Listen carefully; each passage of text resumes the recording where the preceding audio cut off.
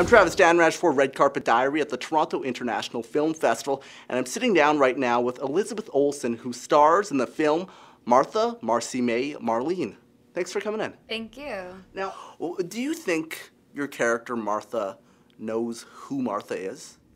That's a good question. You know, I think she has an understanding of what she wants and has a hard time trying to get it or figure that out. And what process does she really go through in the film about finding out about herself?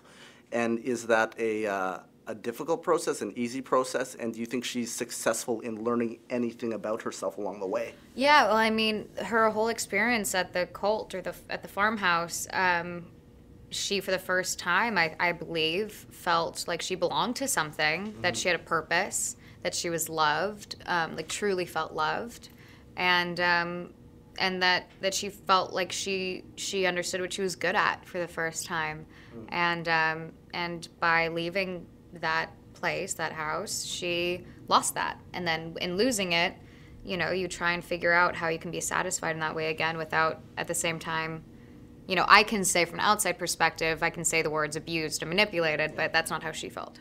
For you, before the film, what defined cult? And after the film, what defined cult?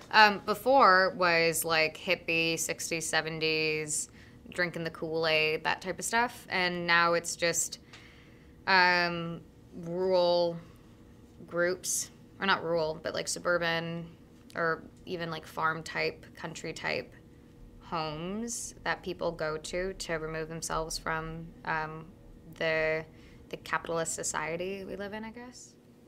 So you think it's easy for young girls like Martha to slip into that? It's not, I mean, it's definitely not unusual, but it's also not like super frequent. It's not like a huge issue we have in the world. But it is something where if you've never felt loved or cared for, that you belong to something, then it is attractive. And it is attractive to feel like you're part of these groups of people that all care for the same thing and they all share, and it's this, you know, it is like sort of like a Buddhist like sort of point of view, you know, that you all share things, that there's no past, there's no future, there's only the present moment. Now, your family obviously has been in the world that is Hollywood for a long time, your two sisters. You know, seeing what they went through on screen, they've got very successful careers, but also seeing the negative part of things and what the media can become and the paparazzi element. Yeah. Did that ever deter you from pursuing your goal? It did, yeah. When I was I think 9th grade, so I was like 15 or something. That was also like the peak of all of that.